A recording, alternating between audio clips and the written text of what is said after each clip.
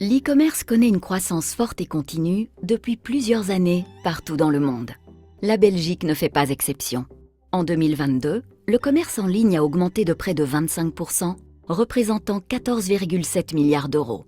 Cette croissance est une opportunité majeure à saisir pour nos entreprises. Le programme Digital Commerce de la stratégie numérique Digital Wallonia est là pour aider les entreprises régionales à saisir cette opportunité. L'objectif du programme est d'aider les commerçants, les TPE, les professions libérales, les acteurs du tourisme et de l'ORECA à réussir leur transition digitale tout en réduisant leur fracture numérique. Au travers de multiples actions, webinaires, événements sectoriels de sensibilisation, ateliers de formation, speed coaching, le programme Digital Commerce aide les entreprises à offrir une expérience d'achat digitale comparable à celle des grands acteurs de l'e-commerce. Digital Commerce se décline en 4 axes majeurs dont la sensibilisation et la formation des TPE en digital marketing, l'accélération de l'adoption de l'e-commerce grâce au diagnostic de maturité numérique DigiScore et aux aides financières liées au chèque entreprise. À ce jour, 2900 professions libérales ont été accompagnées, 280 entreprises ont participé aux actions d'Oreca Wallonie, 460 entreprises ont assisté aux ateliers de formation de l'IFAP PME, 800 acteurs touristiques ont été sensibilisés dans le cadre des visites Wallonia e-commerce Days. Depuis 2016, au total, ce sont pas moins de 8700 entreprises qui ont été sensibilisées et formées grâce à Digital Commerce. Plus d'informations sur digitalwallonia.be/commerce. Mesdames, Messieurs, bonsoir, soyez les bienvenus pour ce nouveau webinaire que le SNI, en partenariat avec l'Implib et l'APSIM Bruxelles, on a le plaisir de vous accueillir ce soir pour un nouveau webinaire consacré, vous le voyez, à votre conformité au RGPD et surtout dans la pratique des soins de santé, parce que il y a une particularité ce soir, c'est que ce webinaire vous est destiné à vous, médecins et professionnels de la santé. Donc soyez les bienvenus pour ce webinaire en particulier qui s'inscrit dans le programme, comme vous avez pu le voir dans la petite vidéo juste avant, Digital Profession Libérale. Donc le SNI organise en partenariat avec Digital Wallonia plein de webinaires destinés aux professions libérales, mais aussi aux professions commerçantes également. Et donc ici, ben, vous vous trouvez vraiment dans un webinaire destiné aux professionnels de la santé. Et on va parler, comme je l'ai dit, de RGPD et de cybersécurité également. Alors, avant de passer au vif du sujet, ben, je vais peut-être vous présenter la plateforme qu'on utilise. Hein, si vous n'avez pas l'habitude, elle s'appelle Zoom. Vous avez dans cette plateforme un petit chat, donc c'est un petit onglet avec deux bulles entrecroisées où je vous ai mis un petit coucou d'ailleurs. Vous pouvez justement nous faire un petit coucou aussi parce qu'on ne sait pas si vous êtes là également. Donc dites-nous bonsoir dans le chat, faites-le vivre également ce chat, comme ça on se sentira moins seul également ce soir. Donc c'est juste ici. Euh, Coucou à tout le monde, soyez les bienvenus. Donc voilà, comme je l'ai dit, ce chat, il est là pour vous. N'hésitez pas à le faire vivre, à partager. Ah voilà, Myriam nous fait coucou, merci Myriam. Je me sens moins seul tout d'un coup, ça fait plaisir. Voilà, il suffisait de le dire. Bonsoir à Nathalie, à Tiffany, à Eric, à Johan, à Nadia, à Delphine. Bonsoir à vous toutes et tous. Giuseppe, je vois, j'agrandis un peu ma fenêtre. Anne-Christine également. Ben, soyez les bienvenus aujourd'hui dans ce webinaire.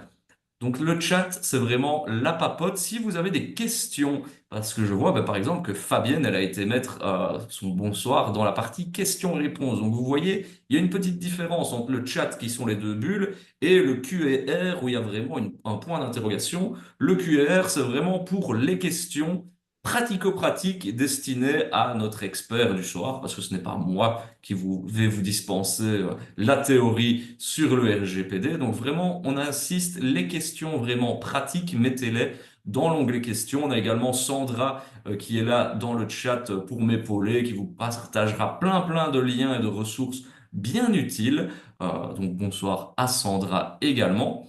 Et puis, eh bien, j'aime bien vous faire participer lors de ces webinaires vous voyez que vous avez également, je vais le lancer maintenant, un petit onglet sondage. Normalement, il vient de pop-up devant vous. Et si c'est pas le cas, bah, c'est simplement un petit histogramme que vous pouvez cliquer.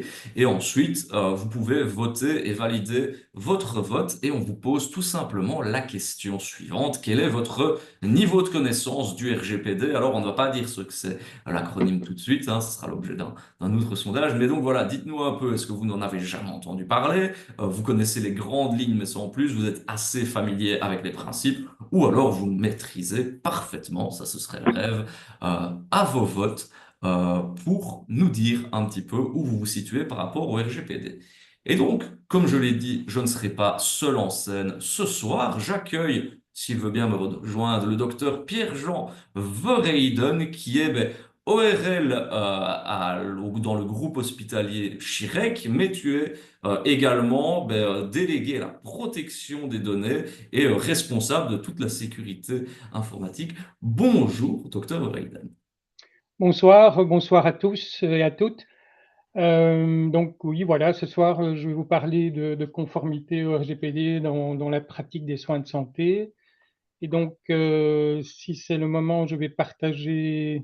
On peut partager les slides pendant que vous faites la petite manip. Je vais aller voir un petit peu les résultats du sondage, hein. Comme ça va vous donner un peu une idée du niveau. Donc, 86% d'entre eux, hein, c'est quand même une grande majorité, connaît le RGPD dans les grandes lignes, mais sans plus.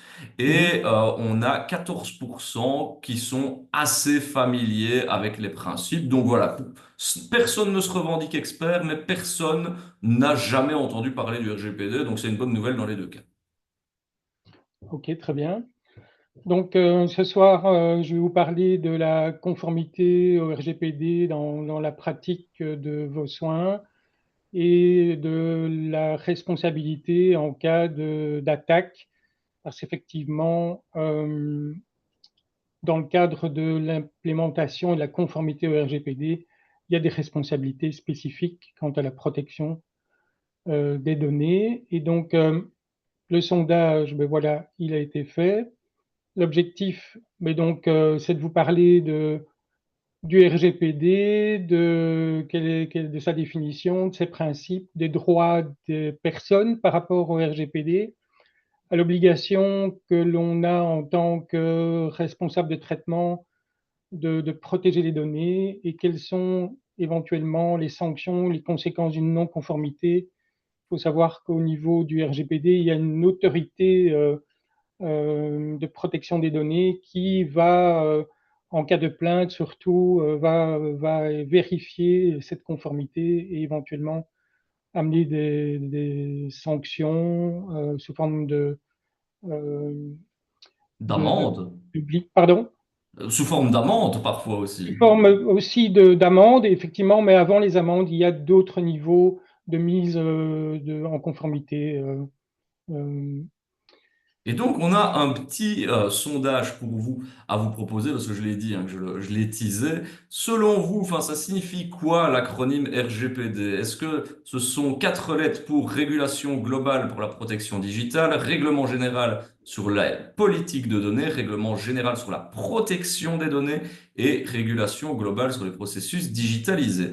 Dites-nous un petit peu. À votre avis, alors je vois que les votes arrivent très très vite et Dr. Rayden, on a 100% de bonnes réponses pour l'instant. Ah non, il y a quelqu'un qui s'est fait avoir avec régulation globale sur les processus digitalisés. On a essayé de mettre les mêmes lettres, hein. Ça coïncide, ça aurait pu, mais non, on va apporter la réponse tout de suite. Le RGPD, c'est le règlement général sur la protection des données. Un vaste sujet, n'est-ce pas?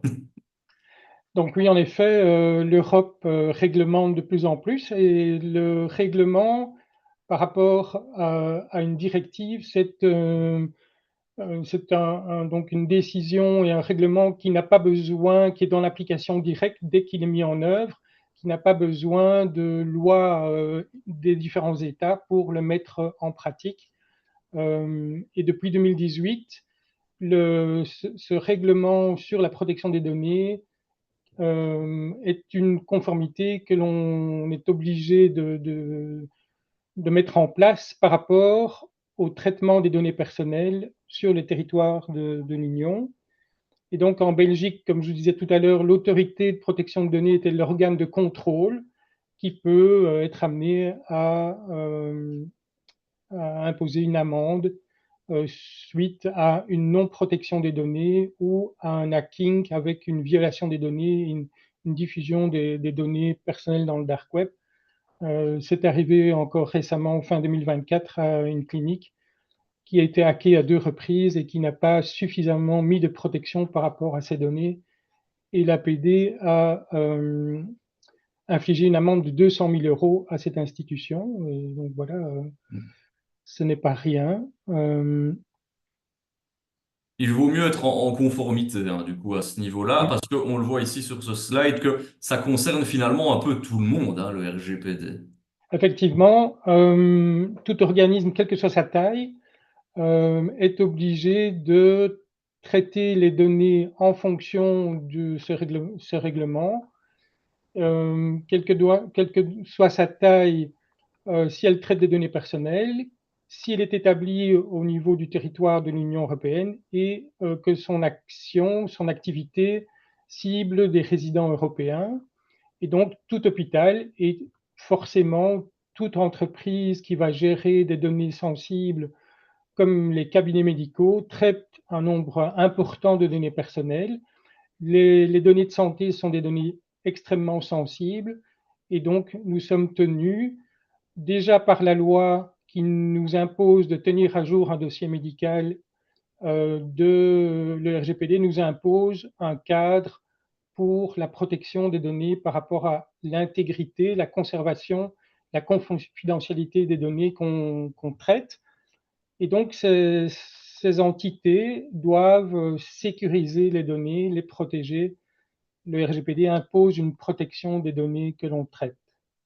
Alors, vous avez abordé la notion de données personnelles. Alors, on vous relance un petit sondage, justement, à votre avis, qu'est-ce qu'une donnée personnelle qu'on comparera aussi à une autre qui est la donnée personnelle sensible. Donc, est-ce qu'une donnée personnelle, c'est toute information stockée dans une base de données? C'est toute information se rapportant à une personne physique identifiée ou identifiable? C'est une information utilisée uniquement à des fins commerciales ou c'est une donnée chiffrée destinée à garantir la sécurité des systèmes informatiques? Dites-nous un petit peu, à votre avis, donc ce qu'on entend par une donnée personnelle. Et après, on verra en détail aussi qu'il y a les données personnelles sensibles. Alors, on va dire spoiler alerte, c'est que vous, en tant que professionnel de la santé, vous en manipulez des tas de données personnelles et même de données personnelles sensibles. Et je vois qu'à 85%, 88%, ça évolue, ça redescend, mais d'entre vous, mais en tout cas la majorité a la bonne réponse. Une donnée personnelle, c'est donc toute information qui se rapporte à une personne physique identifiée ou identifiable. On va voir cela un peu plus en détail.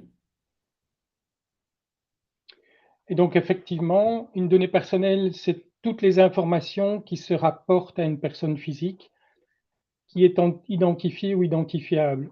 Une personne peut être identifiée directement par son nom et son prénom, mais elle peut être identifiée indirectement par un identifiant, par un numéro de patient, par un numéro NIS, par un numéro de téléphone, par une photo, donc par toute une série de données qui vont permettre de l'identifier indirectement. À partir du moment où on peut rapporter des données à une personne physique et à l'identifier s'il s'agit de données personnelles. On peut identifier, même dans un jeu de données pseudonymisées, lorsque l'on croise toute une série de données, un patient qui a une pathologie extrêmement rare, qui vit dans une commune dont on connaît le code postal, mais on peut arriver à identifier cette personne parce que sa pathologie est extrêmement rare et qu'en recroisant des informations, on peut arriver à identifier une personne même si on n'a pas directement son nom et son prénom. Donc, même en cas de données pseudonymisées, donc lorsqu'elles ne sont pas complètement anonymisées, il y a un moyen d'identifier des personnes parce qu'il y a une table de conversion qui Hmm. permet d'arriver à identifier cette personne. Et donc, si le hacker a accès à la base de données des données pseudonymisées et à la table de conversion, il va pouvoir identifier cette personne. Ça, il va pouvoir un peu mener l'enquête hein, et finalement, en recoupant toutes ces données, ben, il arrivera à identifier la personne. Toutes ces données, ben, finalement, on les utilise dans ce qu'on appelle un traitement de données. Qu'est-ce que c'est finalement? Alors, un traitement des données, c'est une opération qui va consister à gérer ces données, mais cette opération ou un ensemble d'opérations, comme le fait d'enregistrer des données, de les collecter, de les conserver, de les modifier, de les extraire, de les envoyer vers des destinataires, de les consulter tardivement, mais toutes ces actions sont des traitements. Et lorsque l'on traite des données personnelles, et lorsque on va avoir la notion de responsable du traitement et du sous-traitant de données, et donc on va avoir quelles sont les obligations et les responsabilités par rapport au fait de traiter des données personnelles. On a vu que la donnée est personnelle lorsqu'on peut identifier une personne, et le traitement, c'est une opération, un process qui vise à manipuler des données en les enregistrant et sauvegardant, on traite les données. Et effectivement, dans le cadre d'une profession médicale, où on a cette obligation de traiter les données des patients, on traite les données et on va voir la notion du responsable de traitement. Euh, Lorsque vous êtes en tant que personne physique ou personne morale, euh, vous-même vous déterminez quelles sont les finalités du traitement et les moyens que vous mettez en œuvre pour traiter les données personnelles, vous êtes considéré comme un responsable de traitement. Ce n'est pas seulement la personne qui traite les données, parce qu'un sous-traitant peut traiter des données pour le responsable de traitement. Et donc, il y a une petite notion en tout cas, c'est le responsable de traitement qui va déterminer pourquoi je traite les données, donc quelles sont les finalités et les moyens que je mets en œuvre pour traiter ces données. Ça, c'est le responsable du traitement. En tant qu'institution de soins ou en tant que cabinet médical, vous êtes responsable du traitement des données de vos patients. Alors, on a justement touché un petit mot tout à l'heure au risque hein, que une entreprise ou même un cabinet médical, les risques auxquels vous êtes confrontés en cas de non-conformité au RGPD, mais il y a différents types de sanctions. À votre avis, que risque une entreprise ou un cabinet médical? Soit un simple avertissement par un courrier, une amende jusqu'à 20 000 euros, une amende jusqu'à 4% de son chiffre d'affaires annuel ou l'interdiction de traiter des données pendant 6 mois. Dites-nous un petit peu donc ce que l'APD, donc l'Autorité de protection des données, peut euh, donner comme contrainte, voire amende, hein, je n'en dirai pas plus, pour non-respect du RGPD. Alors les chiffres ici sont plus serrés, hein, parce que ça se bataille beaucoup entre soit une amende jusqu'à 20 000 euros, ou une amende jusqu'à 4% de son chiffre d'affaires annuel mondial. Quelques personnes nous disent une simple lettre d'avertissement, pardon. Une personne nous dit l'interdiction de traiter des données pendant 6 mois. Je pense que tout le monde a à peu près voté pour l'instant. Pour eux, c'est à 52% nous disent une amende jusqu'à 20 000 euros. Vous l'avez dit, docteur, tout à l'heure dans un exemple, ça peut être plus, hein. Oui, ça peut être beaucoup plus, donc ça peut être jusqu'à 4% de votre chiffre d'affaires. L'APD ne donne pas une amende directement, donc c'est quand il y a plutôt une récidive. Et la première approche de l'APD, c'est effectivement d'émettre un avertissement, d'émettre un plan d'action pour se mettre en conformité. Mais s'il y a une récidive, alors là, ça va être une amende qui va, dont les règles sont d'aller jusqu'à entre 2 et 4% de votre chiffre d'affaires. Et donc, l'amende de 200 000 euros qu'une clinique a subie, ben, c'est parce que justement, elle a été victime de 2 hackings en 2019 et en 2021, et les hackers ont violé des données, les ont déployées sur le darknet. Donc, comme il y avait une récidive et que l'institution n'a pas mis en place toutes les mesures de sécurité pour protéger les données, il y a eu une amende. Et l'APD signale même que cette amende doit servir de jurisprudence, entre guillemets, aux autres institutions de soins pour comprendre que le RGPD, effectivement, il faut se mettre en conformité et il ne faut pas laisser de côté cette obligation de règlement européen qui concerne le traitement des données et en plus, quand il s'agit de données sensibles, d'être vigilant par rapport à la protection qu'on doit mettre en place lorsqu'on traite des données sensibles, de faire en sorte que l'on soit en conformité avec les obligations des responsabilités et les responsabilités de ces responsables de traitement. Donc, D'ailleurs, bah oui, les responsables de traitement, ils ont des obligations, on l'a vu, notamment, bah, s'il y a une attaque, ça aurait été bien de se remettre en ordre et de faire en sorte que ça n'arrive plus. C'est pour ça qu'il y a eu une amende aussi sévère, mais ben voilà, il y a d'autres responsabilités aussi, hein. donc c'est lui qui est le responsable du traitement. Il détermine les objectifs du traitement de données. Il doit assurer une conformité au RGPD. On ne peut pas traiter n'importe comment des données. Il faut que ce traitement ait une base légale. Il faut qu'on informe le patient de la façon dont ces données sont traitées. Donc, il y a une obligation dans le RGPD d'informer les personnes concernées qu'on traite leurs données. Effectivement, au niveau d'un cabinet médical, on a une obligation légale de traiter, de mettre à jour, de tenir à jour un dossier médical et donc on se met en conformité par cette obligation légale. L'information, donc il est bien de mettre quelque part une notice d'information sur la façon dont sur les traitements que vous faites dans votre cabinet. Le plus souvent, c'est une notice d'information qui est disponible sur les sites internet des différentes institutions.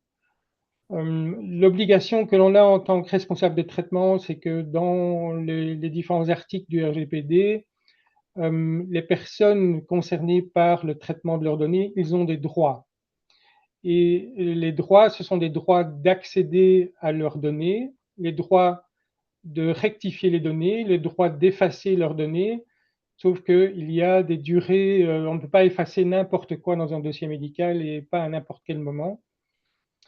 De mettre en place, bien sûr, des mesures de protection pour que les données soient sécurisées et ne soient pas accessibles lors de vols d'identifiants ou accessibles par des hackers qui vont essayer d'obtenir une rançon et de pouvoir gagner de l'argent sur les menaces quant à la diffusion de données sensibles. Et vous l'avez dit d'ailleurs, hein, il y a on ne peut pas faire tout et n'importe quoi au niveau de la conservation. Il y a des règles, on ne peut pas supprimer quand on veut, où on veut. À votre avis, quelle est la durée minimale de conservation des dossiers médicaux en Belgique? Donc ça, c'est vraiment une question pour vous. Est-ce que c'est 10 ans, 20 ans, 30 ans ou 40 ans? Dites-le nous dans l'onglet sondage. On voit qu'il y a une grosse tendance qui se dégage pour l'instant. Je vais laisser encore le temps à tout le monde de répondre. Mais voilà, vous êtes bien au taquet en tout cas ce soir, ça fait plaisir. Vous êtes vraiment à fond dans les petits quiz, ça fait toujours plaisir. Et je vois que ben, ici, la majorité a la bonne réponse à 69%. C'est effectivement pendant 30 ans et il y a même encore certains dossiers qui peuvent être durer encore un peu plus longtemps même, hein. Oui, tout à fait. Donc l'obligation de conservation, c'est au minimum 30 ans et qui va jusqu'à 50 ans. Donc les obligations que l'on a en tant que responsable de traitement, c'est d'assurer une confidentialité aux dossiers médicaux. Donc il faut pouvoir de cette manière gérer les accès aux données et que les accès ne soient pas donnés à n'importe quelle fonction. Dans une institution de soins, il y a le prestataire, mais aussi les secrétaires ou des sous-traitants. Votre fournisseur de DMI, il a un accès indirect aux données parce qu'il maintient votre système et donc il a d'office un accès. Et donc, ces accès, le responsable de traitement doit assurer une confidentialité. La durée de conservation, elle est déterminée par la loi, minimum 30 ans après le dernier contact avec le patient. Donc, effectivement, c'est une période très longue. De déterminer l'accès aux données de santé aux patients et la continuité des soins. Alors, l'accès aux données à ses propres données par le patient se fait par les hubs de santé, Abrumet, Ma Santé, ça vous connaissez bien le principe.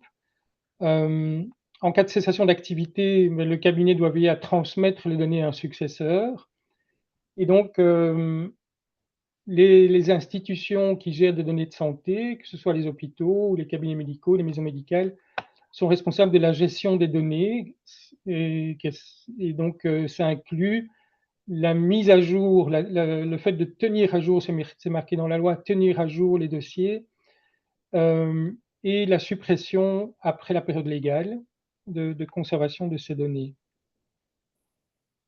Alors, il y a une question de Nathalie et Fabienne a à peu près la même, hein, mais je vais reprendre cette question de Nathalie qui veut un aspect un petit peu pratique. C'est sur quel site, si ça existe, est-ce qu'on pourrait retrouver une lettre pour informer les patients sur le traitement de leurs données, pour qu'ils sachent un peu ce qu'on en fait? Est-ce que ça existe?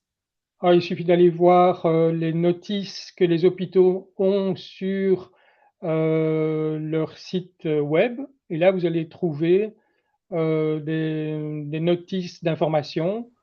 Je pense que je pourrais en partager, mais vous pouvez déjà aller sur le site du CHIREC où je peux vous donner un exemple de notice d'information quant aux données traitées. Donc, il faut informer le patient sur qui a accès à ces données, comment on traite ces données, un petit peu tout ce qu'on vient de dire au niveau de la protection des données, de l'accès, de la durée de conservation, des destinataires des données. Euh, mais ça, je pourrais éventuellement transmettre Le une partager, notice oui. d'information partagée, oui. Alors, ben, Fabienne avait un peu la même question. Est-ce que le syndicat pourrait nous faire une feuille d'info pour les données personnelles traitées, affichées dans un cabinet médical privé? Je ne peux pas parler au nom du syndicat, mais c'est une idée, ben, peut-être qu'elle existe déjà, je ne sais pas. Mais en tout cas, qu'on pourrait leur souffler, bien évidemment. Je vais essayer de retrouver celle du Chirec entre-temps, docteur, parce qu'on voit aussi, ben, que le RGPD, il y a plein d'étapes, il y a plusieurs obligations finalement, et donc on l'a vu un peu en amont, ben, ça démarre par constituer ce fameux registre hein, de traitement des données. Oui, donc ça, c'est l'obligation qu'ont les institutions, c'est de ne mettre en œuvre un registre des traitements des données, de faire le tri dans les données, donc de ne pas traiter n'importe quel type de données. Il faut avoir une base légale pour traiter des données. Il faut assurer un exercice de droit des personnes. Donc, il y a beaucoup de patients qui demandent effectivement d'avoir un accès à leurs données. C'est un petit peu prévu dans la loi sur le droit du patient, où les patients ont le droit d'avoir une copie. Donc, l'article 15 du RGPD concernant l'accès aux données, c'est un petit peu la même chose. La base légale n'est pas la même, mais c'est de donner la possibilité à tout un chacun, au niveau de demander au responsable de traitement de donner accès à la personne concernée aux données qu'il traite. Et donc, l'obligation de sécuriser les données pour qu'elles soient conservées d'une manière confidentielle. Et ça, ce sont les obligations des différentes entités, que ce soit. Alors, l'obligation, lorsqu'on est une entreprise conséquente au niveau des hôpitaux, c'est d'avoir un délégué à la protection des données, ce que n'ont pas les plus petites entités, sauf que si l'entreprise traite des données de santé, qui sont des données sensibles, il vaut mieux avoir des notions de protection des données et de mise en place, en tout cas, de réponse à des demandes d'exercice de droit, et aussi peut-être d'un plan, d'un petit registre de traitement concernant toutes les lignées. Donc le principal, c'est pour un cabinet médical, c'est de déterminer au niveau, voilà, je traite les identifiants, l'identification pardon, des patients, et je traite aussi le dossier médical. Ce sont deux lignes différentes. Et bon, effectivement, c'est surtout les hôpitaux qui traitent un maximum de données de santé qui vont subir le contrôle de la part de l'autorité de protection des données, moins les cabinets médicaux, mais les cabinets peuvent se faire hacker. Et l'autorité de protection des données intervient surtout après un incident. Et lorsqu'il y a un incident et qu'ils constatent qu'il n'y a aucune mesure de protection ou pas suffisamment, alors là, ils vont émettre des sanctions, que ce soit une demande de mise à jour, de mise en conformité, pardon, et éventuellement une amende s'il y a des récidives ou si les institutions ne mettent pas en pratique les différentes actions pour se mettre en conformité. Le rôle du DPO est d'identifier toutes les lignes de traitement, donc les activités, les processus que va gérer l'entreprise qui gère les soins. Le registre des traitements répond à des différentes questions. Pourquoi est-ce que ce traitement, finalement, il sert à quoi? Qu'est-ce qu'on utilise comme données dans une ligne de traitement? Est-ce que ce sont des données d'identification, des données de santé, des données bancaires? Qui est le destinataire des données? Qui a accès à ces données? Est-ce que ce sont des destinataires internes? Est-ce que qui accède aux données dans le cadre d'une maison médicale? C'est tous les prestataires de soins qui ont accès aux données. Quelle est la durée de conservation? Ça, on l'a vu. Donc, dans ce registre, on doit notifier toute une série d'éléments par rapport à la façon dont on traite les données et de répondre à un petit questionnaire par rapport au type de données traitées, quelle est la catégorie des personnes, quels sont les types de données que l'on traite. Est-ce que ces données sont sous-traitées? Donc les sous-traitants des données, notamment le fournisseur de DMI est un sous-traitant. Est-ce que vos données sont sauvegardées dans le cloud? Alors là, il y a aussi un autre destinataire, c'est le sous-traitant du cloud. Et donc, toutes ces questions, elles doivent être colligées dans une fiche qui doit être sauvegardée dans un registre. Et d'ailleurs, on parlait justement de la durée de conservation, hein, 30 ans après le dernier contact. Fabienne demande, après cessation d'activité, quid si on n'a pas de successeur finalement, si on est un cabinet privé, elle dit la cave du syndicat est pleine et inutilisable, je crois. Donc, qu'est-ce qu'on fait finalement de ces données une fois qu'on cesse son activité? Où est-ce qu'on peut les envoyer finalement? Ça, c'est une question qui, je pense, a été débattue au niveau de l'Ordre des médecins. Je n'ai pas eu récemment accès à la réponse, mais effectivement, c'est une excellente question. On a une obligation d'émettre, en tout cas, à un potentiel successeur ou une copie des données traitées. Mais je n'ai pas, il faudra que je refasse un petit résumé du process, mais ça a été traité par l'Ordre des médecins, ça. C'est à Euh, creuser justement. Et en ouais. parlant de l'ordre des médecins, Thierry a une question en disant, est-ce que l'ordre des médecins, est-ce qu'il peut être considéré comme un professionnel de stockage, donc de données? En tout cas, je sais qu'il y a eu des conseils donnés, mais est-ce qu'il intervient en tant qu'en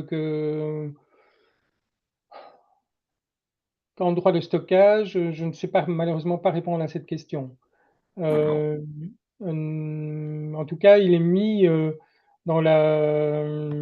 Il est simplement signifié que l'on doit assurer une continuité des soins et donc on doit le médecin qui gère des données de santé doit assurer une continuité. Et entre maisons médicales, je pense qu'à la fin de son activité, il faut maintenant pouvoir assurer qu'un autre cabinet reprenne ou de les stocker. Mais effectivement, là ce soir, je ne peux pas répondre exactement à cette question-là. Il n'y a pas de souci, c'est très bien. Merci. Mais je sais Merci. que j'ai eu accès à cette réponse il y a quelque temps. Mais Mais Thierry complète, hein, il dit à ma connaissance, il prend les dossiers sous forme digitale, mais plus papier, pardon. oui, c'est ça. Donc il faut transmettre une copie, mais le process exact, je ne l'ai plus en tête, malheureusement. C'est pas grave, bon, bah, il Non, suffira non, oui, de se voilà, renseigner. mais c'est une excellente question. Ben, Euh, on la note et on la garde pour plus tard. On voit ici ben, dans ce slide que le tri dans les données collectées, c'est vrai que les données, finalement, il ne faut pas collecter n'importe quoi et ben, faut qu'elles soient nécessaires et surtout on ne donne pas accès à n'importe qui, hein, finalement. Il faut bien cadenasser, segmenter finalement un petit peu toutes ces données. Tout à fait. Euh, alors, on en a parlé tout à l'heure, les patients ont certains droits. Ils ont un droit d'accès aux données que l'on traite et donc ils peuvent demander à l'institution de leur donner accès à toutes les données qui sont traitées. C'est un petit peu comme la loi sur le droit du patient qui dit que le patient a droit à une copie de son dossier. Mais si vous traitez des données financières, des données toutes les données en fait différentes qui ne sont pas spécialement dans le dossier, si ces données sont liées à une personne, le RGPD donne un droit beaucoup plus large d'accès aux données traitées. Le RGPD donne un droit d'effacement, mais pas avant 30 ans, parce que la loi impose une autre législation par rapport à la sauvegarde des données de santé. Les patients sont amenés à, comme ils ont accès sur les hubs à leurs données de santé, parfois ils ne sont pas d'accord. Ils demandent parfois des suppressions, alors on leur répond qu'on ne peut pas supprimer des données dans un dossier avant 30 ans après le dernier contact. Mais quand il y a des données qui sont erronées, lorsque dans un dossier on parle d'une pathologie du côté droit et que c'est en fait le côté gauche, ça peut arriver qu'il y ait des erreurs de localisation ou de rectification. Et là, à ce moment-là, il y a des demandes de correction de données erronées de santé qu'il faut rectifier. Et donc, le responsable du traitement euh, est obligé de répondre à ces différents exercices de droit. Il en a effectivement l'obligation il y a un certain délai hein, aussi pour répondre, mais il est tenu de répondre. Oui, il y a un délai entre 15 jours et un mois. Maintenant, lorsqu'il y a des demandes qui sont beaucoup plus larges, parce qu'il y a beaucoup de données à traiter, et on peut étendre ce délai jusqu'à 3 mois. Euh, mais effectivement, il y a un délai légal de réponse par rapport à la demande d'accès. Et dans la loi sur le droit du patient, si je ne m'abuse, c'est 15 jours. Euh, donc, c'est effectivement une durée limitée. En ce qui concerne le fait de sécuriser les données, euh, il faut pouvoir assurer une protection. Et pour assurer une protection dans le cadre il faut mettre en place la protection et la sauvegarde de ces données d'une manière sécurisée. Il faut avoir une certaine politique de sécurité des systèmes d'information. Et pour cela, il faut avoir une approche sur de la gestion des risques. Il faut pouvoir assurer un contrôle des identifiants des utilisateurs des systèmes, donc contrôler les accès et gérer les incidents sur les systèmes.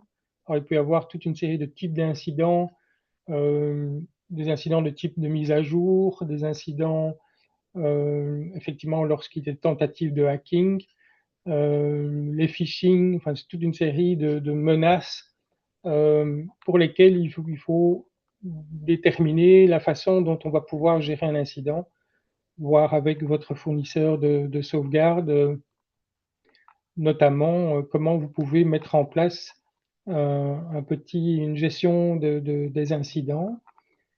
La politique de sécurité des systèmes d'information, surtout dans les hôpitaux, donc doit être validée par le conseil d'administration. Ça, c'est évidemment des mesures plutôt liées aux hôpitaux.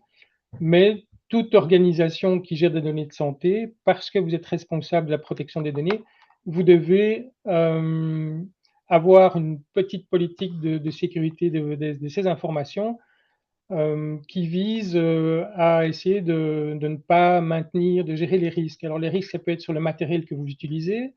Ce matériel doit être mis à jour, les antivirus doivent être mis à jour. Il ne faut pas avoir du matériel trop obsolète, parce que qui dit matériel obsolète dit vulnérabilité. Contrôler la gestion des accès à ces données pour les protéger et gérer des pannes, parce que voilà, la continuité des soins nécessite que les systèmes fonctionnent jour après jour, presque 24 heures sur 24. Et alors, ben, généralement, parfois, on travaille avec des sous-traitants, hein, que ce soit pour l'hébergement, enfin même pour la gestion pure du RGPD, ben, s'assurer bien évidemment que eux aussi soient bel et bien conformes, hein. On ne s'engage pas avec n'importe qui.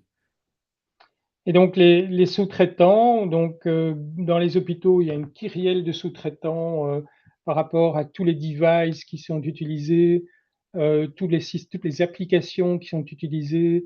Effectivement, tous ces sous-traitants ont l'obligation également de protéger les données et l'obligation de confidentialité, d'intégrité par rapport aux données qu'ils traitent, parce que c'est le responsable du traitement qui demande au sous-traitant de traiter les données de telle et telle façon.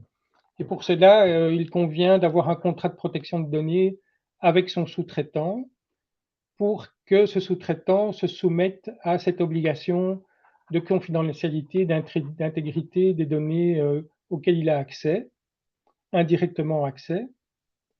Et on en arrive à la petite pause. On est à peu près à la moitié de notre présentation. Mais avant de faire un petit break, on a une question de Antoine qui demande, doit-on obligatoirement répondre à la demande d'effacement de données, même si cela risque de nuire au patient? Exemple, une demande de suppression d'antécédents d'alcoolisme, de cocaïnomanie, de séropositivité, du hub médical. Est-ce qu'on doit répondre Non, obligatoirement à cette demande? dire oui, on doit répondre, mais on ne doit pas répondre par l'affirmative. Donc la réponse est non, vous n'avez pas droit à un effacement avant 30 ans. Donc quel que soit le type d'antécédent, et ça arrive, enfin, ça arrive régulièrement, non, mais on a des demandes de ce type-là. Effectivement, on a aussi eu des demandes d'effacement d'antécédents de type éthylisme, qui n'était pas un antécédent actif. Et donc, non, on ne peut pas répondre à une demande d'effacement, pas en tout cas avant la période de 30 ans, la période légale. On a l'obligation de conserver toutes les données. On a l'obligation de corriger une donnée erronée, mais malheureusement, s'il y a eu un antécédent, quel qu'il soit, qui est un antécédent qui est vrai, qui n'est pas erroné, on a l'obligation de le conserver, cet antécédent, et on doit répondre par la négative à la demande d'effacement. Ouais, voilà, donc c'est ça la petite subtilité, hein. On est obligé de répondre dans un délai, on va dire, d'un mois, hein, approximativement, de 15 jours à un mois, mais voilà, on ne peut pas, on n'est pas obligé de répondre par l'affirmative, bien entendu. Question de Eric, quand un effacement est demandé, qu'en est-il des hubs de santé? Est-ce qu'il y a un pont qui se fait, j'imagine, ou pas? Alors, les hubs ont accès à une référence qui est dans votre dossier. Les hubs n'ont pas la donnée, ce n'est que la référence vers votre DPI. Et donc, effectivement, si la référence ne pointe plus vers la donnée, elle n'est plus accessible. Ok, donc c'est la petite Juste subtilité. un lien qui pointe vers votre DPI. Ok, d'accord. Ben voilà, comme ça on répond à la question de Eric. Et bien voilà, ben, je vous propose de faire une petite pause de 3 minutes, hein, le temps prendre un verre d'eau, se dégourdir un petit peu les jambes peut-être, hein, pourquoi pas, et on se retrouve tout de suite après. Donc voilà, on se retrouve d'ici quelques instants. À tout de suite.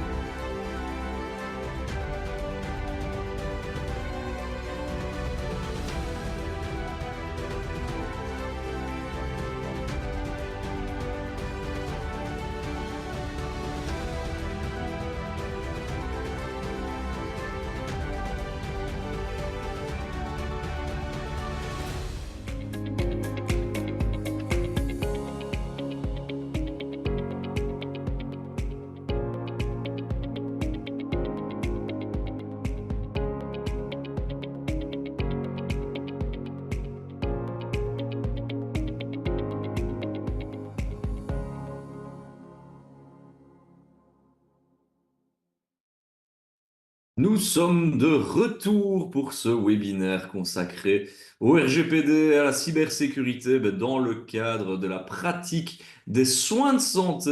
N'hésitez pas, hein, si vous avez des questions, à toujours les mettre dans l'onglet questions, comme Eric il a fait justement durant la pause. D'ailleurs, je vais la poser tout de suite au docteur Verheyden. Sandra vous a également mis les liens des différents webinaires et des différents replays. C'est une petite mine d'or, hein, qu'on vous propose avec plein d'informations, plein de chouettes formations. Donc n'hésitez pas à aller faire un tour si le cœur vous en dit.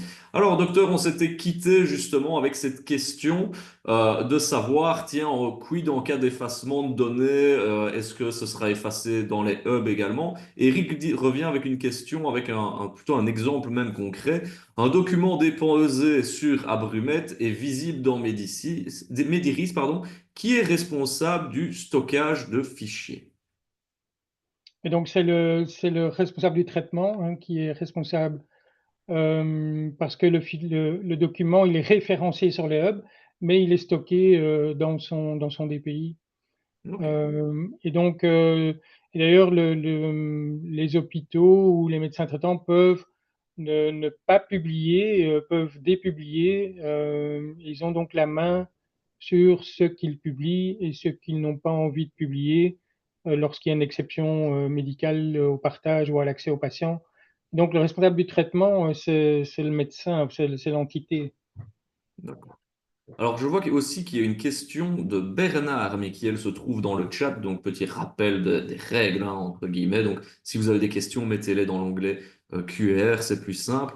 Alors, la question de Bernard est la suivante. Il dit, en tant que praticien extra-hospitalier, et par le fait que le choix des responsables du DMI d'héberger les données sur un cloud dont nous n'avons pas de connaissances spécifiques, engage-t-il notre responsabilité en cas de hacking de données?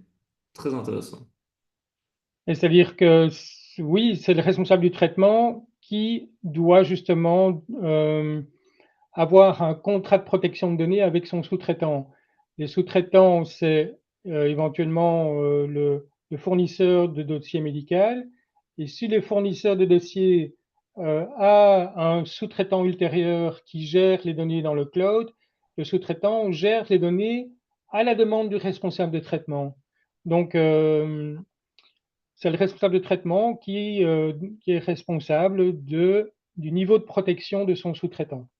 Et bien voilà, pour la réponse à la question de Bernard. Alors nous, on vient de répondre à certaines questions. Et ben on va vous en reposer une justement dans l'onglet sondage. On vous demande, tiens, vous, est-ce que dans votre pratique, est-ce que vous utilisez encore des documents au format papier pour gérer les données de vos patients? Oui, exclusivement, oui, mais de moins en moins. Rarement, on est presque totalement numérique ou non, tout est géré de manière numérique. On voulait un peu faire le point finalement entre qui était passé au tout au numérique ou est-ce qu'il y avait encore quelques irréductibles papiers. Donc je vais attendre que les réponses arrivent au fur et à mesure. Et voilà, hein, c'est assez éparse, hein, c'est assez marrant comme résultat. Alors pour l'instant, on a 37% qui nous disent, c'est la majorité, non, tout est géré de manière numérique. Ensuite, on nous dit oui, mais quand même de moins en moins. Donc j'ai encore du papier, mais de moins en moins. D'autres nous disent ben, rarement, on est presque totalement numérique. Et on a quand même 10%, oui, exclusivement encore au papier. Donc assez intéressant de voir que le papier n'est pas mort. Alors, c'était pour le petit sondage. On voulait mettre ici en évidence le fait que, et on y reviendra tout à l'heure, que finalement, que ce soit une donnée papier ou informatisée, elle doit être protégée, quoi qu'il arrive. Et on va voir ici avec un petit schéma, si vous voulez bien repartager les slides, mais que on a pensé un peu à tout, hein, finalement. Il y a énormément de choses à faire dans le contexte, plutôt à ce moment-là, cybersécurité.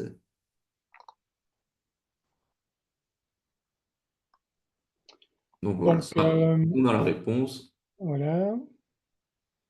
Alors, pour s'assurer de protéger les données, effectivement, il faut se mettre en conformité soit par des normes ISO, le service public, le service fédéral santé publique nous avait imposé il y a 2 ans de mettre en place des normes minimales.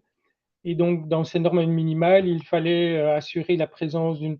Ici, effectivement, ce sont des mesures qui sont dont il est question au niveau des hôpitaux, mais au niveau d'une entité, comme je le disais tout à l'heure, une petite entité comme une maison médicale ou un cabinet privé, mais il y a lieu d'avoir des maîtres, de gérer les accès aux données en utilisant des identifiants, des mots de passe qui soient suffisamment forts.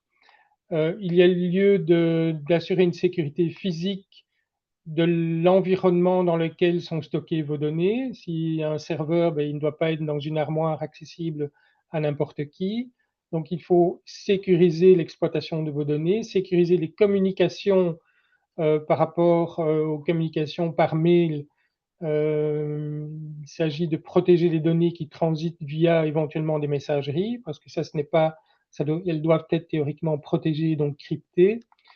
Les relations avec les fournisseurs, effectivement, il y a même en tant qu'entité, plus petite entité, vous avez des relations avec des fournisseurs et malheureusement, c'est le responsable du traitement qui va qui a la responsabilité d'assurer une protection de ces données, même si elles sont gérées par un cloud. et dans un cloud, et que le sous-traitant a des obligations, mais la responsabilité, elle se repose toujours sur le responsable du traitement. J'étais un peu trop vite. Donc, il faut pouvoir gérer la continuité, comme on l'a dit, et se mettre en conformité. Et ma souris qui veut Elle veut aller plus vite. vite. Et donc, par rapport, on a parlé tout à l'heure de l'obligation d'assurer la protection des données. Effectivement, quelles sont les menaces sur les données sensibles? On sait que les données de santé ont une certaine valeur sur le darknet. Et donc, les hackers peuvent vous menacer. Il y a des menaces qui vont donner un accès illégitime à des données. Donc, il n'y a pas que des hackers, il y a ceux qui partagent les logins et les identifiants qui vont donner potentiellement la possibilité d'accéder à des dossiers pour lesquels ils n'ont pas accès. Il y a des menaces qui peuvent amener à modifier les données, et des menaces qui peuvent amener à faire disparaître des données. Euh, et ça, c'est plus embêtant parce que la disparition des données, lorsqu'on est hacké, ben, avec menace de devoir payer une, euh, Rançon. une rançon, voilà, ouais, voilà, ça peut arriver. En tout cas, nous avons eu effectivement dans les médecins du Chérec, un médecin qui, dans le cadre de son activité privée, a été hacké, et le hacker a vidé toutes les données qu'il y avait sur son PC. Et donc, cette menace, elle est là, elle est bien existante, et ce sont malheureusement des possibilités. Et donc, il faut avoir une approche de type analyse. Quelles sont donc ces possibilités, ces menaces? Ben, ce sont les attaques par intrusion dans les systèmes via des identifiants qui sont utilisés par des techniques de phishing. Donc, il faut pouvoir être amené à faire attention quant aux mails malveillants, de savoir les mails suspects, de savoir les identifier. Ces logiciels malveillants, ben, effectivement, il y en a toute une série de types qui peuvent infiltrer vos systèmes, crypter vos données ou les subtiliser. Alors, il peut y avoir des incidents de type erreur humaine, des erreurs de configuration, des erreurs d'action sur des serveurs qui vont faire tomber comme un château de cartes une institution hospitalière, comme c'est arrivé il y a une grosse semaine dans une institution bruxelloise. Euh, donc l'absence de formation adéquate aussi peut rendre les systèmes vulnérables. Et donc c'est surtout le fait de ne pas avoir mis à jour, que les vulnérabilités, pardon, qui sont bien connues, notamment l'absence de mise à jour de vos antivirus, l'utilisation d'OS ou de Windows, de versions anciennes, euh, les pannes matérielles, les bugs, les problèmes de réseau, donc peuvent poser des risques pour la sécurité. Et donc, il faut pouvoir faire une analyse de risque en connaissant vos actifs, en sachant un peu quels sont les types de menaces. Les hackers vont toujours utiliser les failles. Et donc, pour répondre à la présence de failles, ben, il faut connaître vos actifs informationnels. Donc, si vous avez des PC qui ont une version qui n'est pas à jour, ou des antivirus qui n'ont pas été mis à jour depuis un certain temps, ben ça, ce sont des vulnérabilités qui peuvent être utilisées par les hackers. Alors, justement, maintenant qu'on a fait un petit tour d'horizon de toutes ces menaces hein, qui sont bel et bien réelles, et d'ailleurs, on l'a dit, hein, le facteur humain, vous pouvez avoir une sécurité qui a été configurée au top, le facteur humain est toujours là où le bas blesse. On va poser la question dans l'onglet sondage, avez-vous déjà été confronté à un incident lié à la protection des données de votre entreprise, une fois, plusieurs fois, non, jamais, ou je ne sais pas, parce que ça arrive aussi, hein, on s'est fait hacker sans le savoir, malheureusement. Pendant que vous répondez à ce sondage, docteur, on a une question de Myriam qui demande, un patient nous demande de lui transmettre un résultat ou un autre document concernant sa santé par mail. mais sur son adresse propre, donc non sécurisée, est-ce que c'est autorisé comme c'est une demande personnelle du patient? Donc, en clair, ce transfert, cet échange de données vers un patient qui a une adresse mail qui n'est pas sécurisée. Mais non, normalement, effectivement, je sais que dans la pratique, l'utilisation des mails est utilisée, mais c'est un danger de fuite de données. Parce qu'effectivement, il faut pouvoir crypter cette donnée et pouvoir la transférer d'une manière cryptée. Alors maintenant, il y a dans certaines messageries où il est possible de crypter les données et d'envoyer la clé au patient. Et donc, il faut plutôt aller vers cette solution-là ou de dire à votre patient, mais non, votre document, il est accessible sur les hubs et c'est à ça que servent les hubs, c'est de transmettre à la première ligne le résultat. Donc, il vaut mieux publier sur les hubs plutôt que d'envoyer des informations sensibles via un mail ou bien d'assurer l'encryption de la donnée dans le mail. Ça, c'est possible. Ok. Alors, à la question, est-ce que vous avez déjà été confronté à un incident lié à la protection des données? Ah bah, tant mieux, parce que 70% nous disent non, jamais. 18%, pardon, ne sait pas. Et alors, on a quand même quelques personnes pour qui ça arrivé une fois, voire plusieurs fois même. Donc, on l'a vu, il y a des vulnérabilités et des menaces qui sont bel et bien là. Et donc, il faut vraiment faire attention. On va encore aborder un petit peu tous ces points. Tout à fait. Donc, c'est une réalité. Effectivement, les hackers, ben, voilà, ils vont essayer d'attaquer un peu à tout azimut. En ce qui concerne la cybersécurité, il vaut mieux être un petit peu plus fort que son voisin, parce que c'est le voisin qui risque alors d'être hacké. Et donc, oui, il faut en tout cas essayer avec votre fournisseur des systèmes, de vos systèmes d'information, et de voir s'il y a une sauvegarde, si cette sauvegarde elle ne peut pas être détruite, elle n'est pas accessible. Donc c'est un risque aussi d'avoir une sauvegarde qui peut être détruite par le hacker, d'avoir des antivirus qui soient mis à jour, de ne pas mettre des logins identifiants sur un post-it sur un PC, et donc d'avoir une certaine approche de manière à sécuriser au mieux l'accès aux données de santé.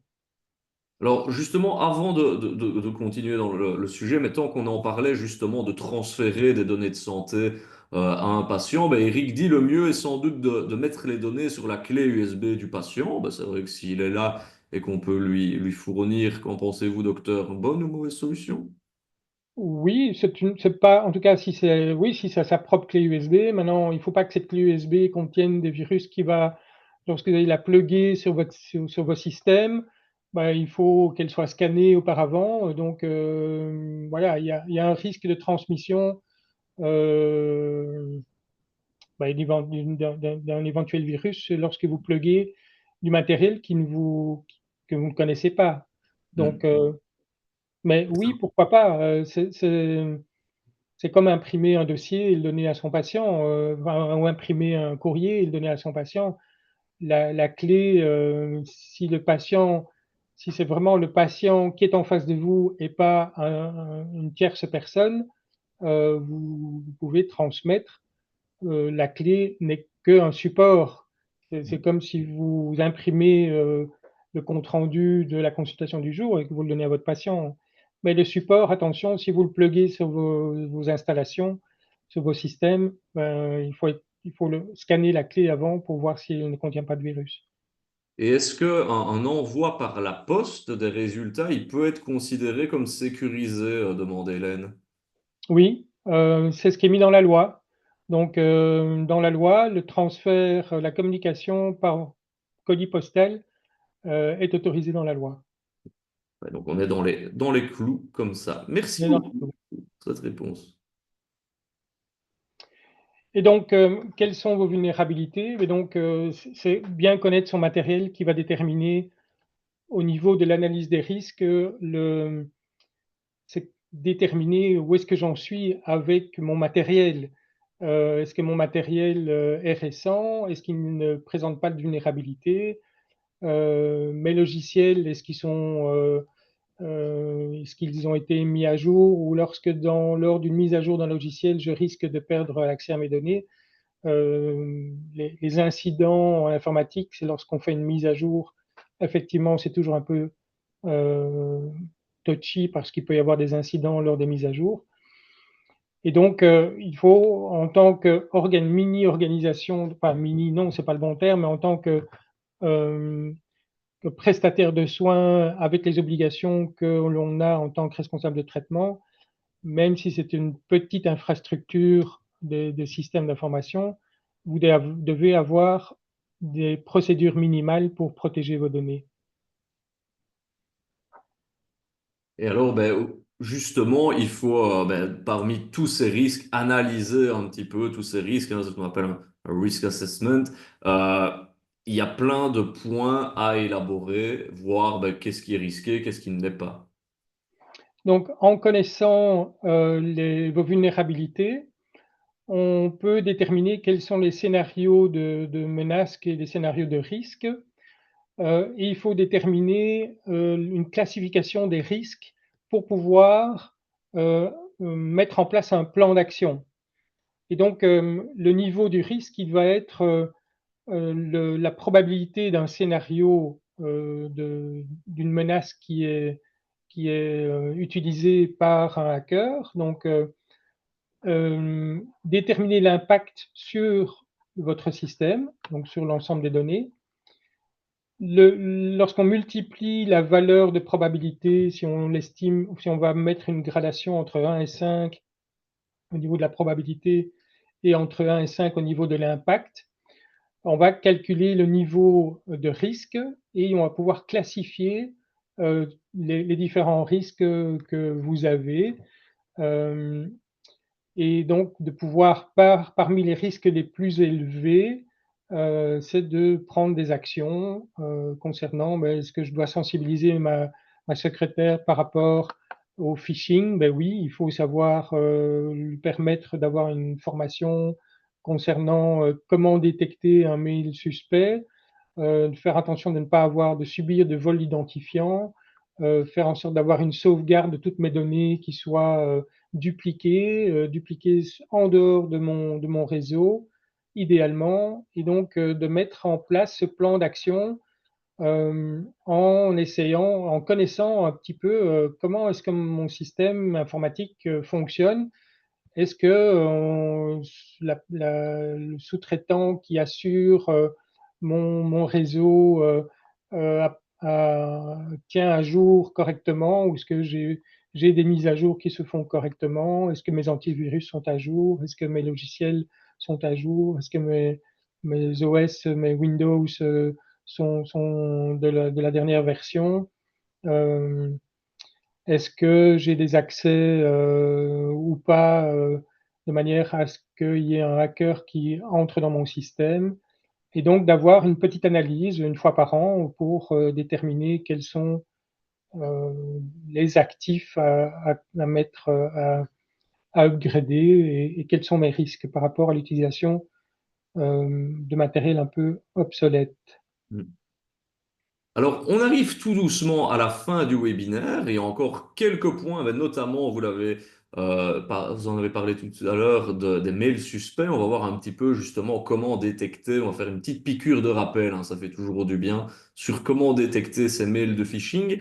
Dans l'onglet sondage, je viens d'ouvrir l'enquête de satisfaction. Ça nous fait toujours plaisir d'avoir vos retours et c'est ce qui nous permet de continuer à organiser ces programmes de webinaires. Donc n'hésitez pas à vous rendre dans le petit onglet sondage pour noter votre satisfaction à ce webinaire. Et avant de parler des mails suspects, j'ai vu une question de Bernard. Alors dans le chat, je rappelle les questions, c'est dans l'onglet questions-réponses. Bernard, il demande concrètement en termes matériels, quelles sont les mesures pratiques à mettre en place pour satisfaire aux règles de sécurité des données médicales sensibles? Est-ce que le pare-feu est suffisant ou doit-il être complété par un antivirus, par exemple?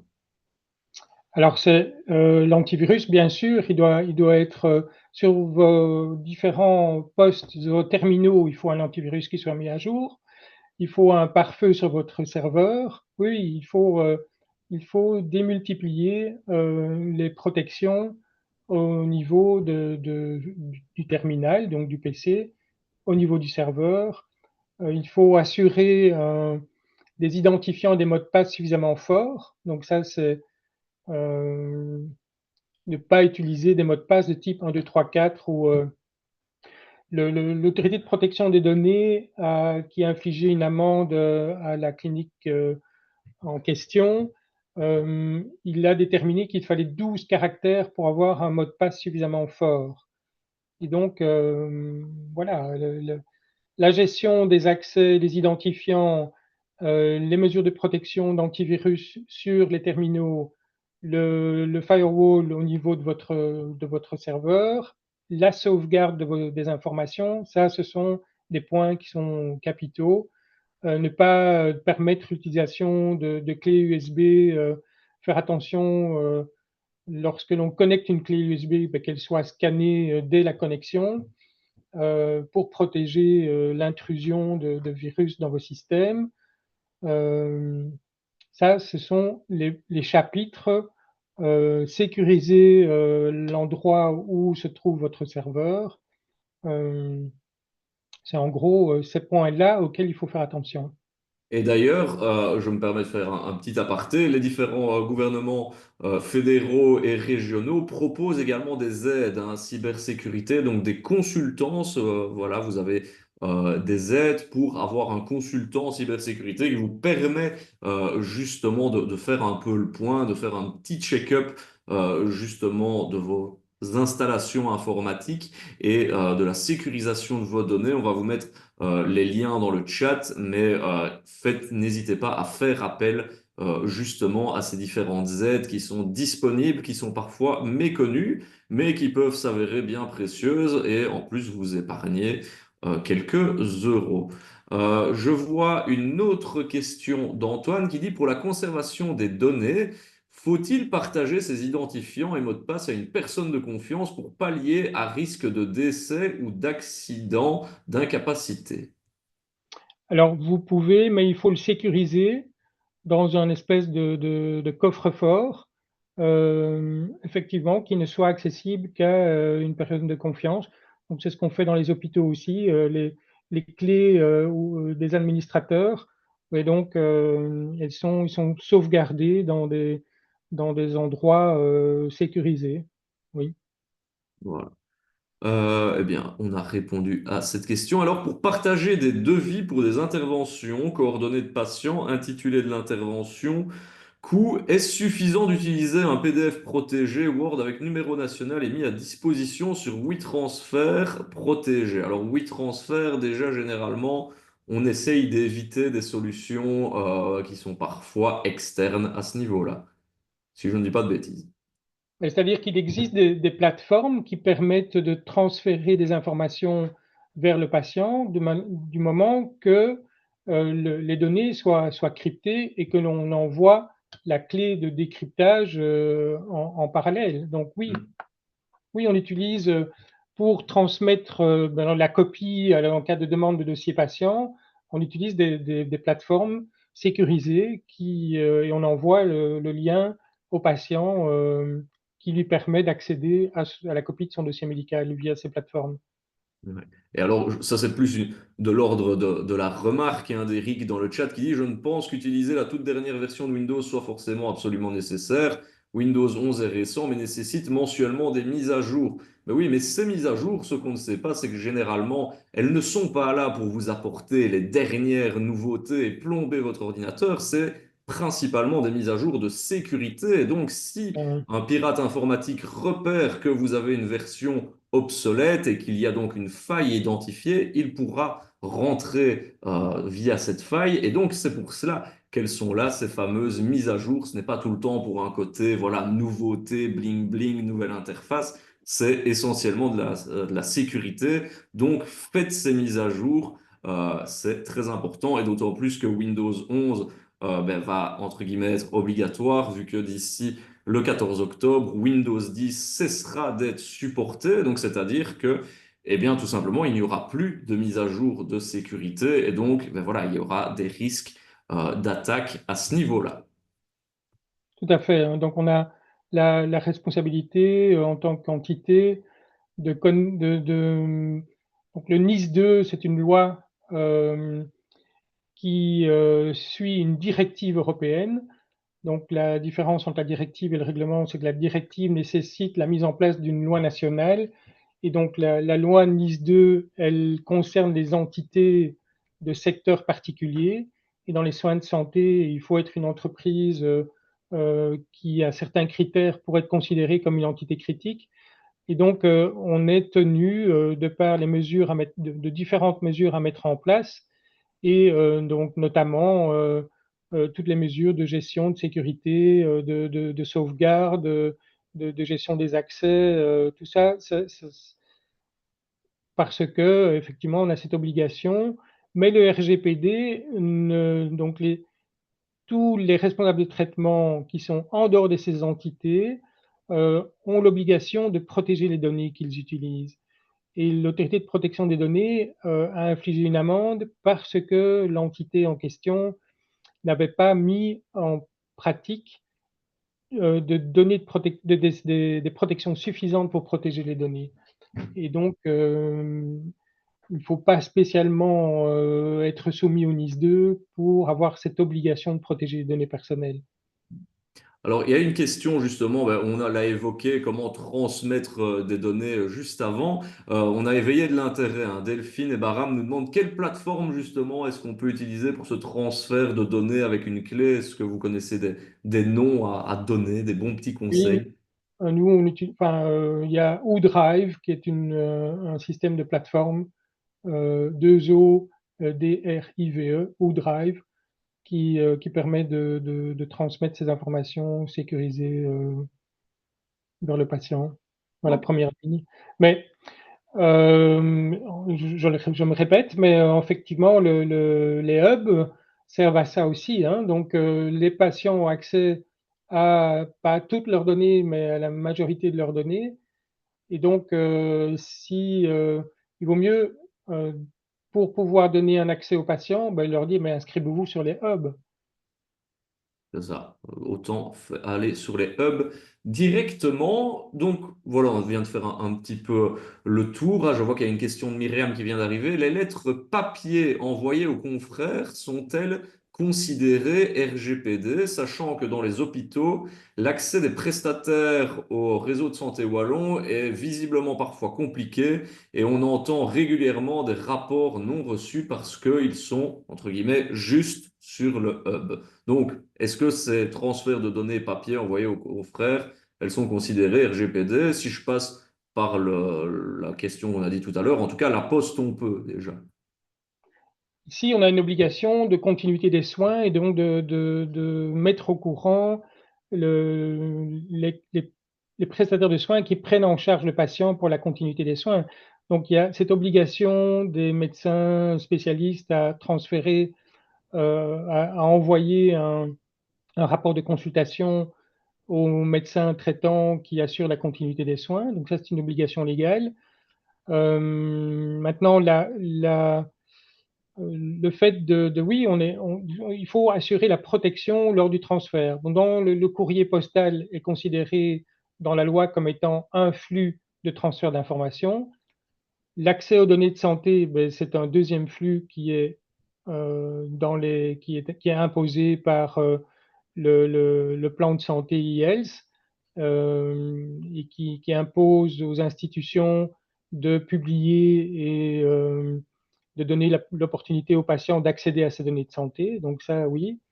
Maintenant, un mail qui n'est pas crypté, là, vous allez être responsable de la non-protection des données si vous transférez des données dans un mail non crypté. Ok. Et alors, question de Ça reste Thierry. une habitude, une mauvaise habitude, Ouais. mais il faut en assurer la protection, oui.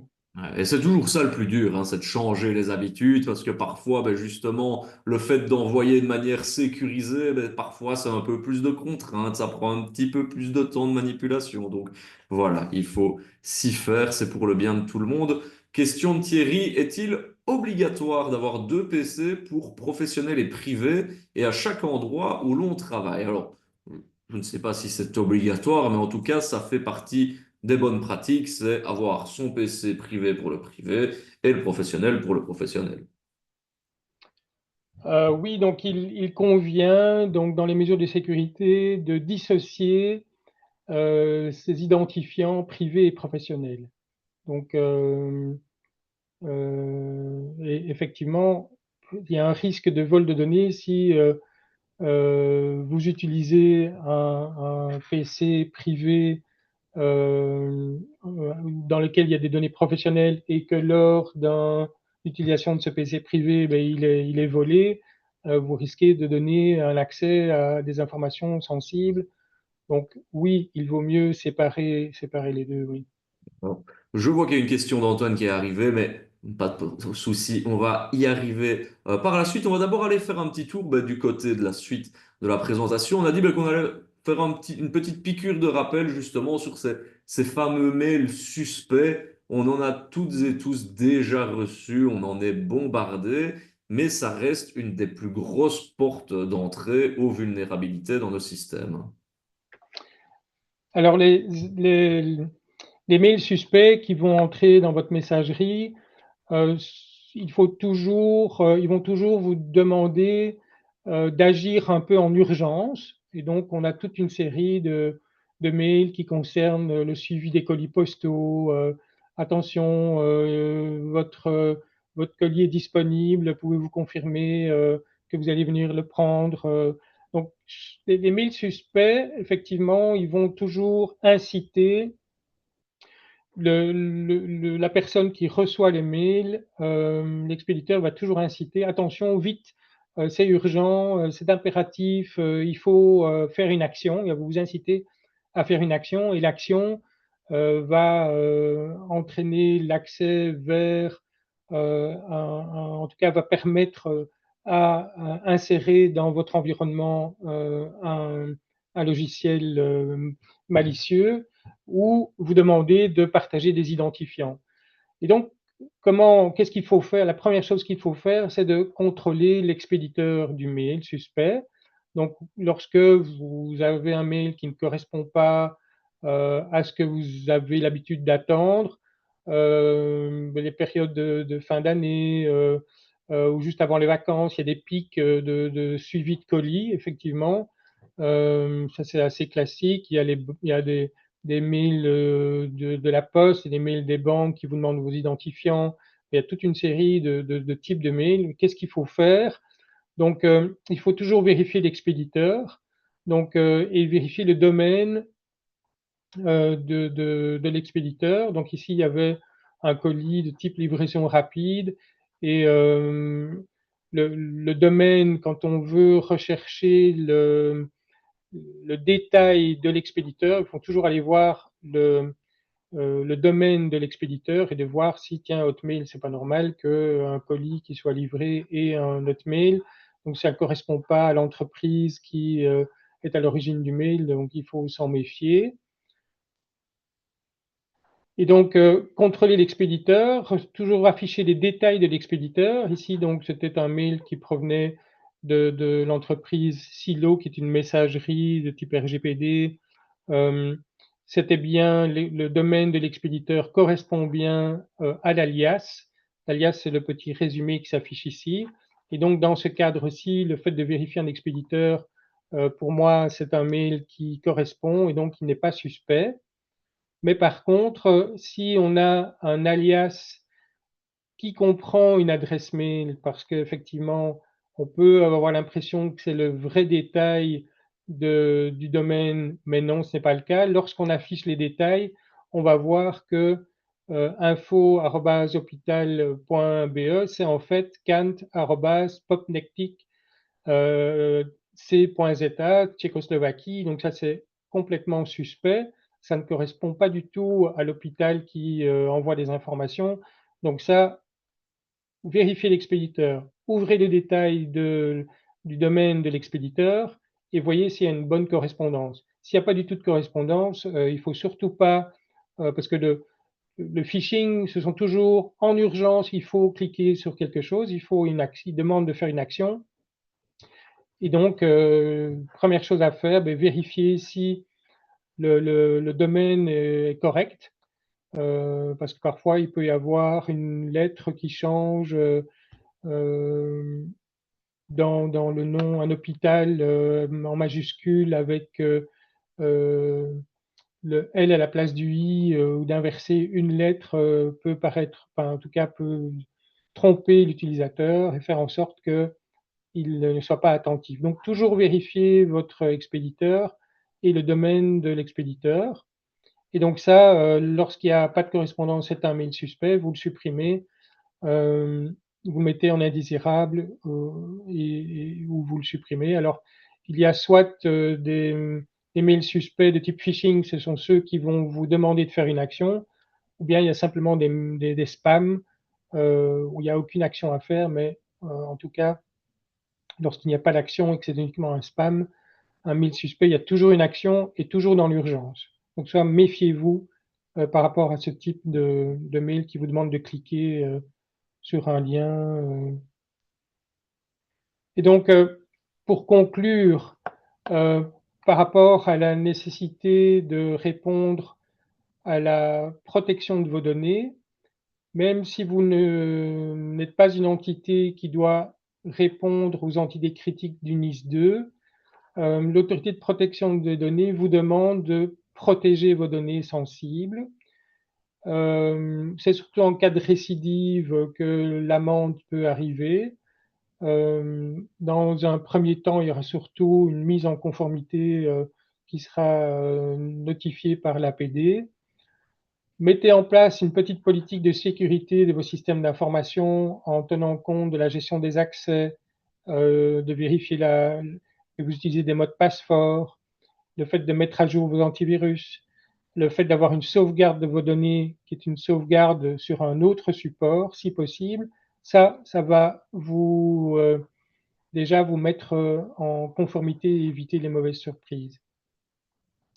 Donc, essayez de faire une petite analyse des risques par rapport à vos actifs.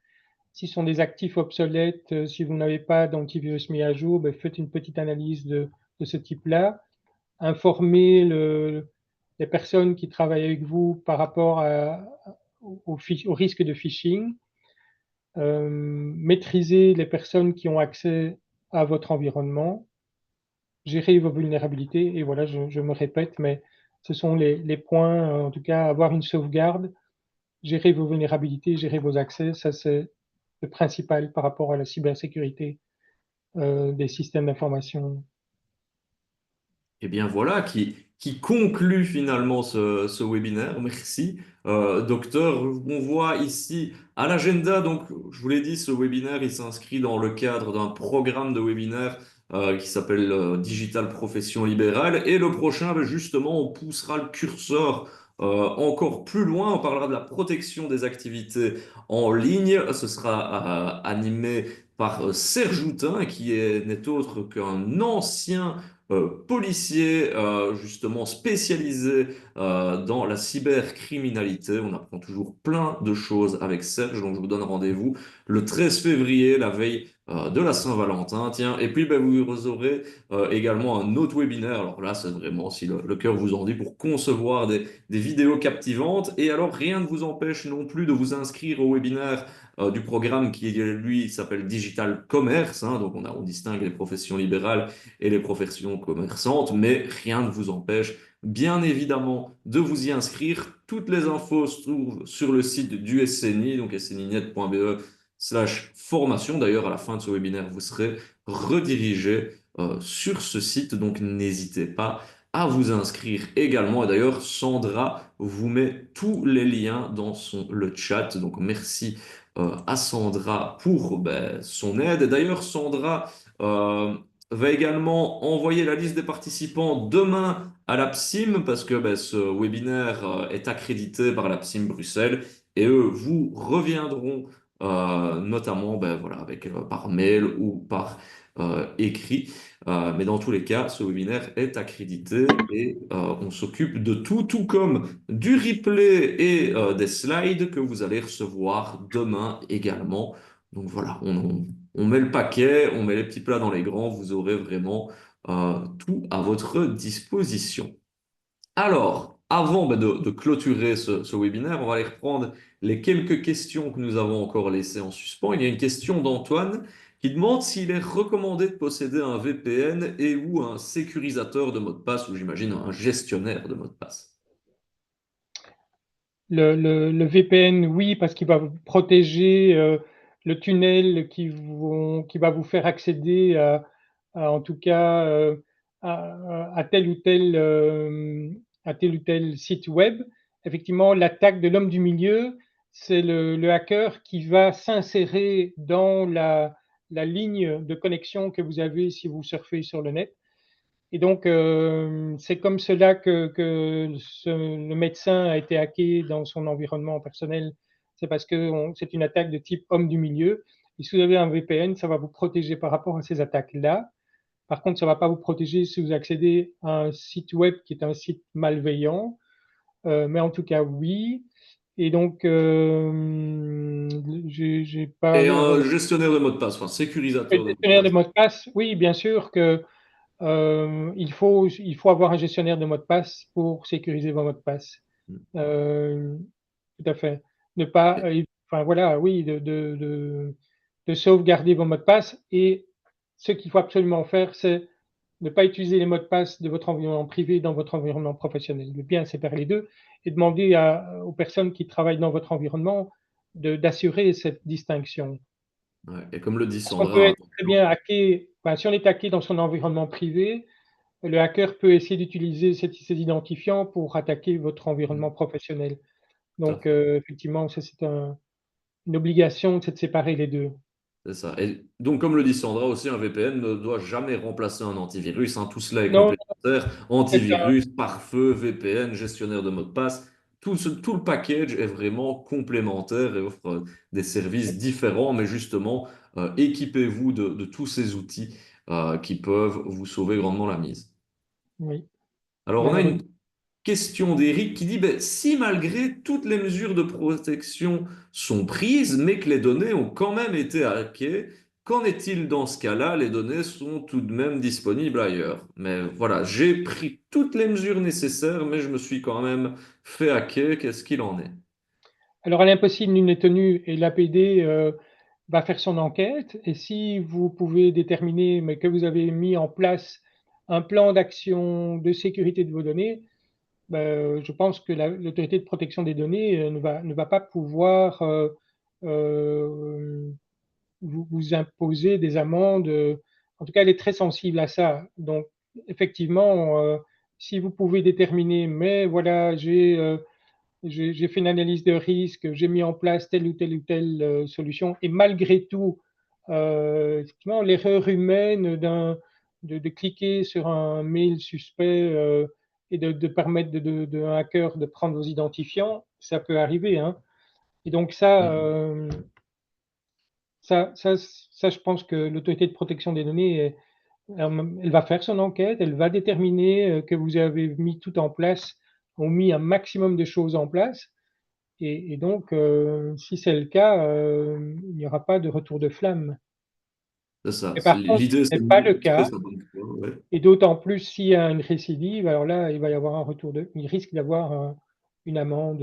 C'est ce qui s'est passé pour cette institution qui n'a pas mis en place après son premier hacking des mesures de politique et de sécurité suffisantes. Euh, Alors, question ici, Thierry, assez intéressante. Est-ce qu'il y a des compagnies d'assurance contre ce type de risque? Est-ce qu'on peut prendre une assurance cyber? Et finalement, dans quelle compagnie est-ce qu'on pourrait conseiller cela? je sais que oui, il y en a, mais je n'ai pas de nom bien précis. Mais en tout cas, ce sont des questions qui se posent au niveau des institutions pour permettre de s'assurer contre le risque cyber. Mais il n'y a pas de nom à donner. Donc. Je n'ai pas, mais je peux me renseigner, mais je n'ai pas de nom à donner, non, pour le moment. Ben voilà, Mais c'est quelque chose qui, les institutions commencent à y réfléchir, oui. Hmm. Parfait. Ben oui, c'est vrai que dans un monde qui se digitalise de plus en plus, fatalement, ben, les risques évoluent et donc ben, les assurances doivent bien évidemment s'adapter. Eh bien, nous n'avons plus de questions, docteur Verheyden. Donc, je pense que nous allons clôturer ici ce webinaire. Je vous remercie beaucoup de nous avoir distillé toutes ces informations. Je remercie aussi le public d'avoir été des nôtres ce soir, parce que c'est grâce à vos réactions dans le sondage et dans l'onglet questions également que l'on peut justement avoir toute cette émulsion. Donc, merci à vous toutes et tous de nous avoir suivis.